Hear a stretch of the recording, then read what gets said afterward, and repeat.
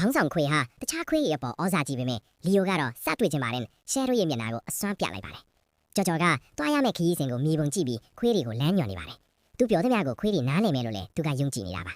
အစ်စ်လေးလီယိုကိုတော့အုပ်စုရဲ့နောက်ဆုံးမှာပဲထားပြီးရှယ်တို့ရဲ့ဥဆောင်မှုနောက်လိုက်ဖို့ကြော်ကြော်ကခိုင်းထားပါတယ်ဒါပေမဲ့ခရီးစတင်ချိန်မှာပဲတန်ပါတဲ့လီယိုကအရှိန်မထိန်နိုင်ပဲယုံနောက်ကိုလိုက်မိရကြောင်းလှဲတစီလုံး6ထဲကျသွားပါတယ်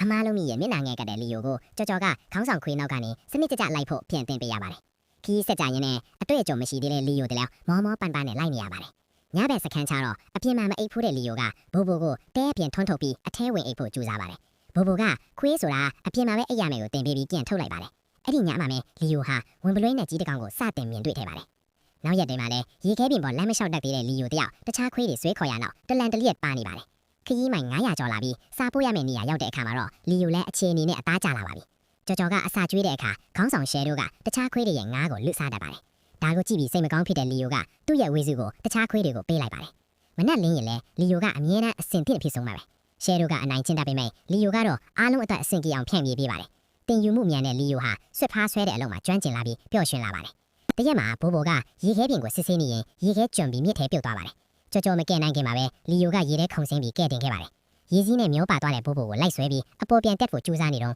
ဝင်ပလွှဲနဲ့ကြီးကိုထပ်တွေ့ရပြီးအဲ့ဒီကနေပဲအပေါ်ကိုဘေးကင်းကင်းပြန်တက်နိုင်ခဲ့ပါတယ်။ဒီဖြစ်ရကြောင်းဘိုးဘိုကတော့ကြော်ကြော်ကတော့လီယိုကိုအရန်ယုံကြည်သွားပါတယ်။သူ့ကိုဆူလာအဖြစ်ကြက်သားကျွေးတာကိုရှယ်တို့ကမနာလို့ဖြစ်နေပါတယ်။ကြော်ကြော်ကလည်းဒီတစ်ခါတော့စားတွေကိုအချိန်မီအရောက်ပို့ပြီးခြင်းနဲ့စမ်းတာပြင်းပြနေပါတယ်။ညဘက်မှာလီယိုကယုံတကောင်ကိုတွေ့ပြီးလိုက်ဖမ်းပြီးမယ်တနာတာကြောင့်ပြန်လွှတ်လိုက်ပါတယ်။ဒါပေမဲ့ရှယ်တို့ကတော့အဲ့ဒီယုံကိုတက်ပြစ်ပြီးလီယိုကိုပါရန်ရှာပါတော့တယ်။ဒါဟာသူ့ရဲ့ခေါင်းဆောင်နေရာကိုချိန်ချောက်လာတဲ့လီယိုကိုနှိမ်နှင်းဖို့ကြိုးစားတာပါ။တိုက်ပွဲအစမှာလီယိုကအရေးနေပေမဲ့အဖွဲ့ဝင်ခွေးတွေကသူတို့ခေါင်းဆောင်တစ်ဖြစ်စေချင်တဲ့လီယိုကိုအားပေးကြပါတယ်။အဲ့ဒီအချိန်မှာဝင်ပလွှဲနဲ့ကြီးကိုမြင်လိုက်ရတဲ့လီယိုဟာအားတက်လောင်းပြီးပြန်ထလာပါတယ်။သူ့စီပြေးဝင်လာတဲ့ရှယ်တို့ကိုအလဲထိုးလိုက်တဲ့အခါမှာတော့လီယိုဟာအုပ်စုရဲ့ခေါင်းဆောင်တစ်ဖြစ်လာပါတော့တယ်။နောက်တစ်နေ့မှာတော့ရှယ်တို့ကအရှုံးပေးပြီးထွက်ခွာသွားရပြီးလီယိုကပဲလှဲကိုဦးဆောင်ပြီးရှေ့ဆုံးကနေဆွဲခေါ်သွားပါတော့တယ်